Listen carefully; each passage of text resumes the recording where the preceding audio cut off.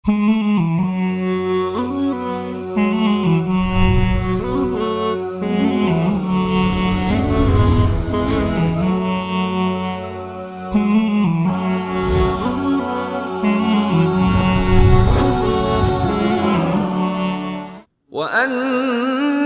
هذا صراطي مستقيما فاتبعوه ولا تتبعوا السبل فتفرق بكم عن سبيله ذلكم وصاكم به لعلكم تتقون.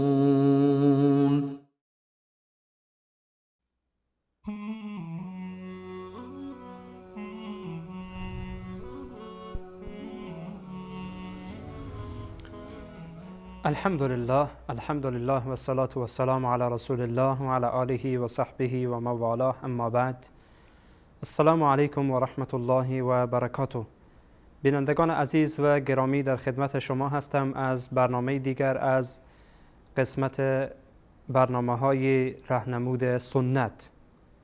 بینندگان عزیز و گرامی، در این قسمت از برنامه میخواهم به موضوعی بپردازم که تقریبا ارتباطی با برنامه‌های گذشته ما دارد. ما در برنامه‌های گذشته در مورد سحر و ساحری صحبت کردیم و در یکی از این برنامه‌ها گفتیم که شخص ساحر ادعای علم غیب می‌کند. ادعا می‌کند که او غیب می‌داند. ادعا می‌کند که چیزهای پوشیده را آگاه است. ما می‌خواهیم در این برنامه‌ها ان شاء الله که به توفیق پروردگار و با کمک الهی از دیدگاه قرآن و احادیث پیامبر صلی الله علیه و سلم و از دیدگاه اسلام در کل به این موضوع بپردازیم که آیا غیر از الله سبحانه و تعالی کسی دیگر غیب را می‌داند یا نمی‌داند.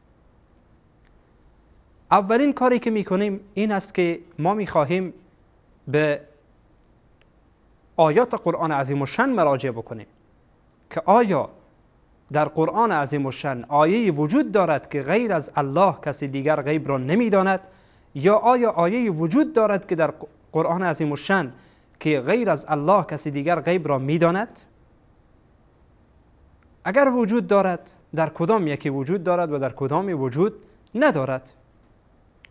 ما غیر از این که در مورد ساحرها و جادوگرها این بحث را بکنیم، امروز به فراوان می‌بینیم هر کس ادعا میکنه که نعوذ بالله فلانی علم غیب میداند.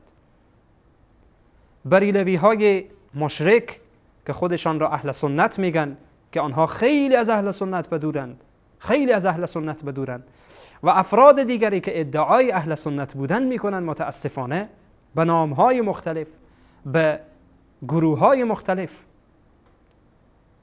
بعضا این ادعاها را میکنند که شیخ ما غیب میداند، نعوذ بالله، یا شیخ ما از احوال ما با خبر است.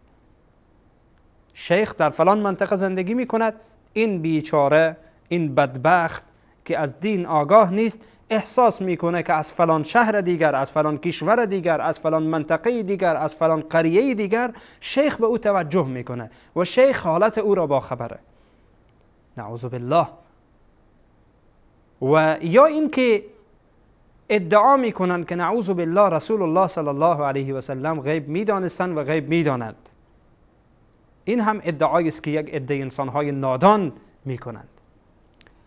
و در مورد رافضه، خب به هر حال اینها که نمیشود چیزی گفت و خرافات آنها به اندازه‌ای هست، روایات در این مورد فراوان دارند که اصلا غیر قابل شمارش است، که ادعا میکنند که نعوذ بالله امام غیب میداند، امام به اختیار خود میمیرد، امام از مرگ خود خبر دارد، امام فلان میکند و به همین ترتیب روزانه داد و فریاد میکشند که بله پیامبر غیب میدانستند و امام زمان غیب میداند، نعوذ بالله، و ائمه غیب میدانند. خب به هر ترتیب این خرافات و این مزخرفاتی که در میان آنها هست بیشتر از آن چیزی است که ما در اینجا بیان بکنیم. اما ما میخواهیم در مرحله اول وارد قرآن عظیم الشأن بشیم، چون کسی نمیتونه که در مورد قرآن چیزی بگه. و حتی بعضی از شبهاتی که این گروه ها، این افراد بیان میکنند ان شاء الله اشاره خواهیم کرد و شبهات آنها را از خود قرآن جواب خواهیم داد که جواب آنها چی است. البته بعضی از آنها را. اولا غیب به چیزهای پوشیده و چیزهایی که خود غیب به معنای پوشیدگی معنا میده، چیزی که پوشیده باشه. این چیزهای پوشیده، چیزهایی که از یعنی طبیعت انسانی بیرونه، یعنی انسان از فکر انسانی و از فکر بشری به دوره. مثلا من در اینجا نشستم بفهمم که پشت این دیوار چی اتفاق میفته، این غیر ممکنه، غیر ممکنه. یعنی من نمیتونم این کار را بکنم. اگر فهمیدم این غیب است، یا بفهمم که شما در خانه خود چی کار میکنید، یا بفهمم که شما را اصلا نمیشناسم، بفهمم که نام شما چیست، شما در فلان سال متولد شدید، شما فلان کار کردید، فلان کار کردید، به این میگوین غیب. اما در موردی که بعضی ها ادعا میکنند یا بعضی ها گاهن حرفهایی میزنند که شیاطین و جنیات با آنها همکاری میکنند، این نمیشود غیب. به هر حال به این موضوع انشاءالله مفصلتر خواهیم پرداخت. حالا در قرآن عظیم الشأن داخل میشویم، ببینیم قرآن چی میگوید. ببینیم قرآن عظیم الشأن آیا این موضوع را که شخص ادعای علم غیب میکند برای خود یا برای افراد دیگر درست هست یا نیست. اولا به آیه سوره مبارکه نمل مراجعه میکنیم.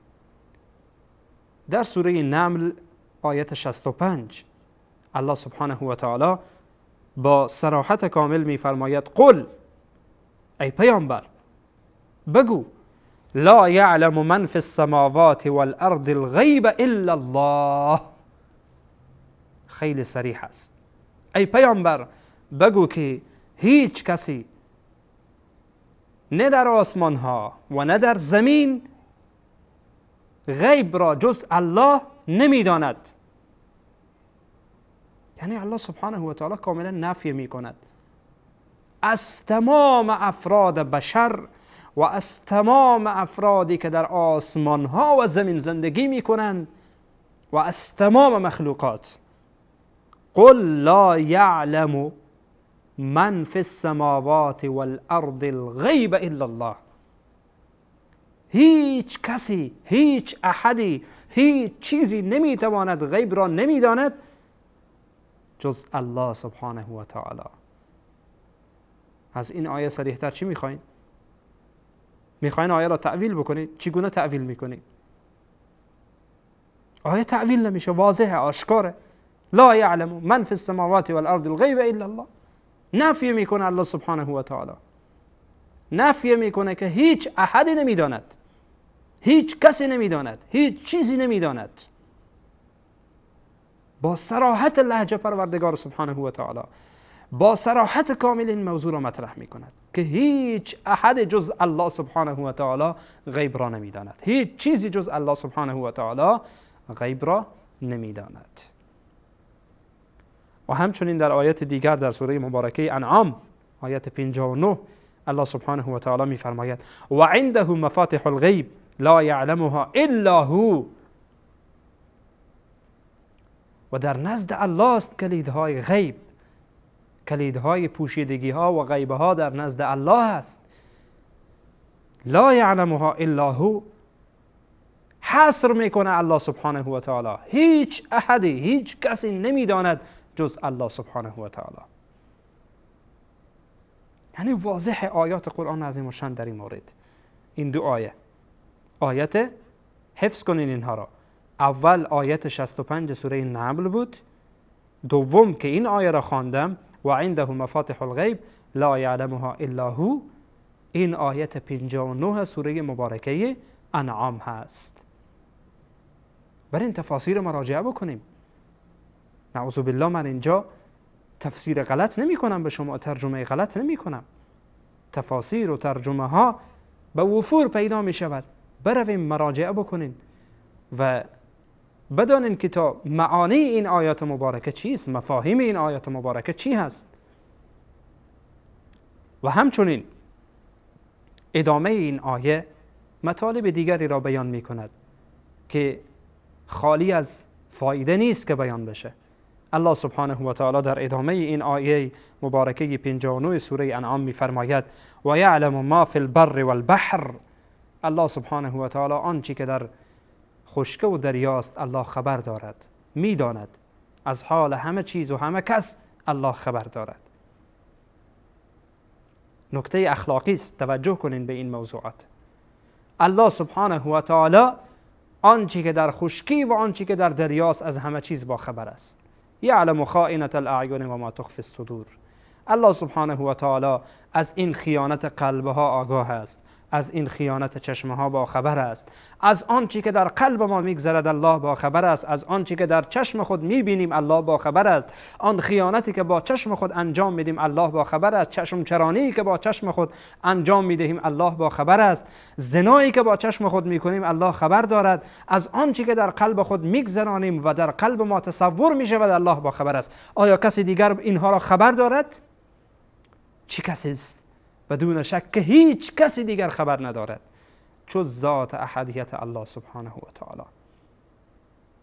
و همچنین در ادامه الله میفرماید و ما تسقط من ورقة الا یعلمها. هیچ برگی از درختی از گیاهی نمی افتد مگر این که الله از آن خبر دارد. از حال او الله آگاه است، در چی وقت افتاده، چگونه افتاده، خشک بوده، تر بوده، همه چیز را الله میداند. هیچ چیزی از الله سبحانه و تعالی پوشیده نیست.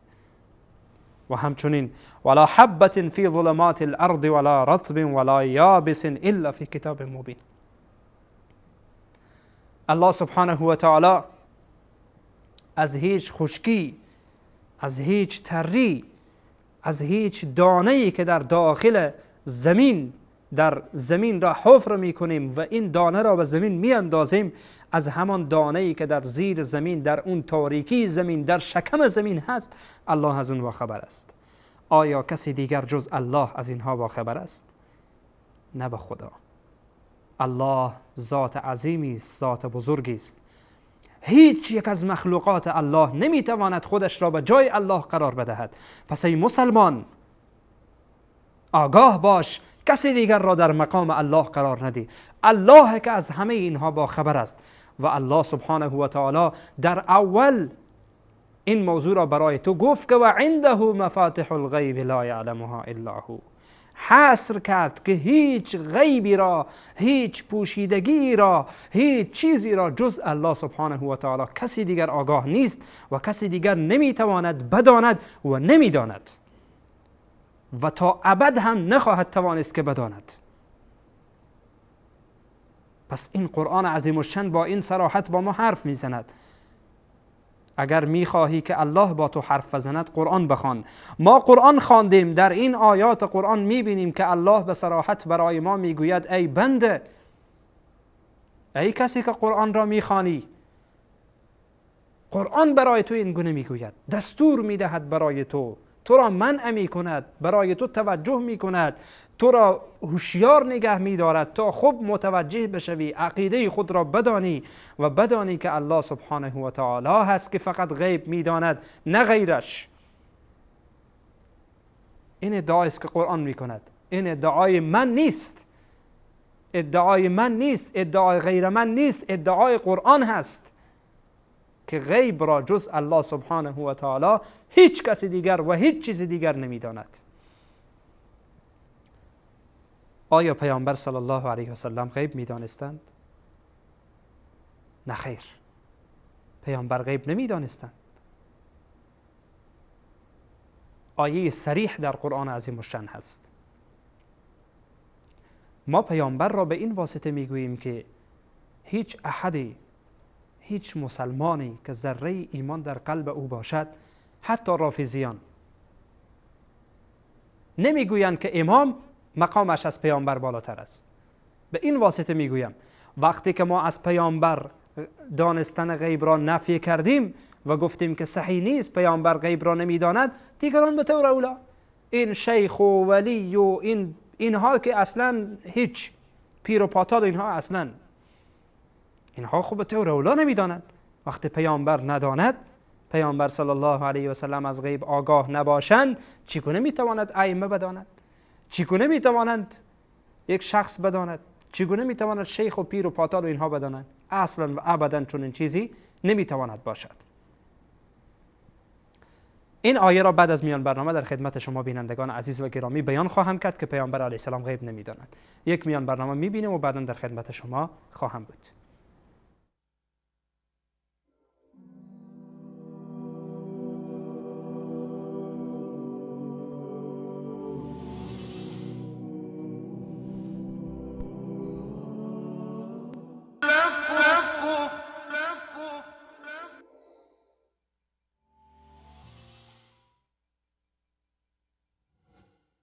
پروردگار شما می‌فرماید مرا بخوانید تا شما را اجابت نمایم.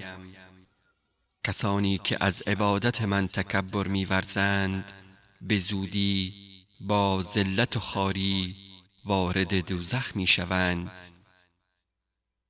مرا بخوانید تا شما را اجابت نمایم.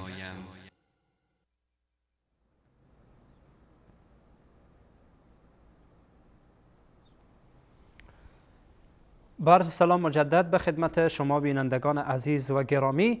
بینندگان عزیز و گرامی، در خدمت شما هستم از ادامه برنامه راهنمود سنت که در مورد این حرف میزنیم که داننده غیبه ها کیست. در قبل از این که میان برنامه ببینیم، آیاتی به خدمت شما بینندگان عزیز و گرامی تلاوت کردم که بیانگر این موضوع بود که داننده غیبه ها الله است و جز الله کسی دیگر غیبه ها را نمیداند. همه غیبه ها و همه چیزهای پنهان را الله میداند و بس. رسیده بودیم به این موضوع که آیا رسول الله صلی الله علیه و سلم غیب میدانند و هدف ما از بیان این موضوع این است که تا جلو عده‌ای که غیر از پیامبر را هم غیب دان میدانند بگیریم. چون وقت ثابت بشه که رسول الله صلی الله علیه و سلم غیب نمیدانند، دیگران خب به طور اولا نمیدانند. چیز واضحی هست. الله سبحانه و تعالی در سوره مبارکه اعراف آیت 188 میفرماید: قل لا املك لنفسي نفعا ولا ضرا الا ما شاء الله ولو كنت اعلم الغيب لاستكثرت من الخير وما مسني السوء ان انا الا نذير وبشير لقوم يؤمنون. آیت 188 سوره مبارکه اعراف. اول آیه الله سبحانه و تعالی میفرماید قل، ای پیامبرم بگو، لا املك لنفسي نفعا ولا ضرا الا ما شاء الله. بگو که من پیامبر بر خودم توجه کنین، نه بر دیگران، بر خودم مالکیت و اختیار نفع و ضرر را ندارم. یعنی نمیتوانم که من بر خود نفع را برسانم یا ضرر را از خود دور کنم. الله به پیامبرش میگه تا این که من و توی مسلمان عقیده خود را یاد بگیریم که در مورد پیامبر چی عقیده داشته باشیم. بعد از خدا بزرگ توی قصه مختصر در مورد پیامبر هیچ چیز دیگری نمیتوانیم بگیم. در مورد فضیلت پیامبر فقط همین مقدار میگیم که بعد از خدا بزرگ توی قصه مختصر، بعد از خدا بزرگترین رسول الله صلی الله علیه و سلم هستند. اما با این وجود هم الله سبحانه و تعالی پیامبر را شریک با خود نمیداند و میگوید ای پیامبر، تو با این مقامی که داری تو کسی هستی و من کسی هستم. منم که مالک نفع و ضررم، نه توی پیامبر. خیلی واضح و شفاف. لا املك لنفسي نفعا ولا ضرا الا ما شاء الله.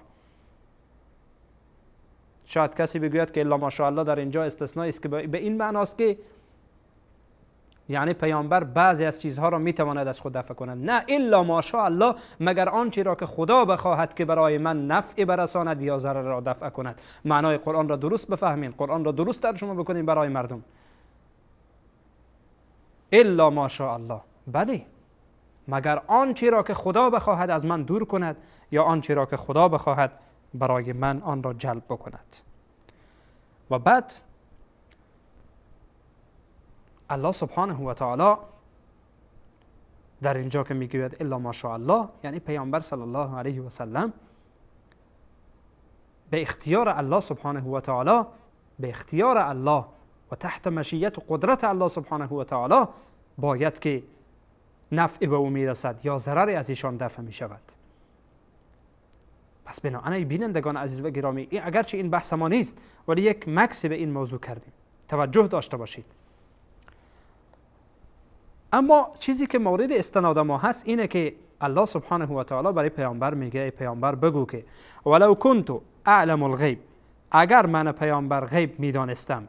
خوب توجه کنید، خیلی صریح است آیه قرآن، ولو کنت اعلم الغیب لاستکثرت من الخیر. اگر من پیامبر غیب میدانستم، برای خود خیر فراوانی را برای خودم به دست می آوردم و منافع و خیر و نیکی های فراوانی برای من به دست می آمد.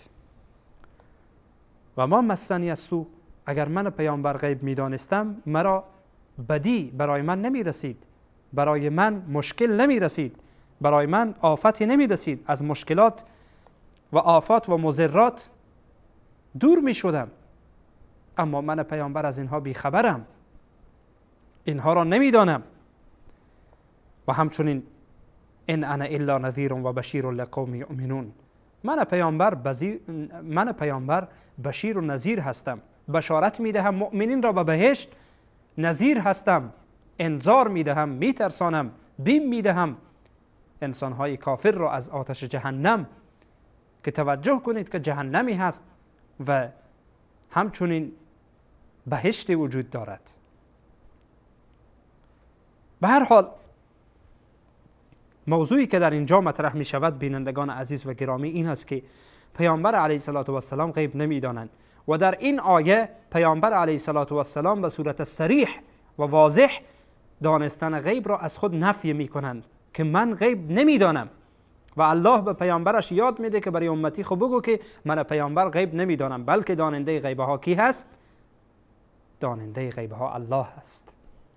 داننده غیب ها پروردگار سبحانه و تعالی است، نه انسان ها.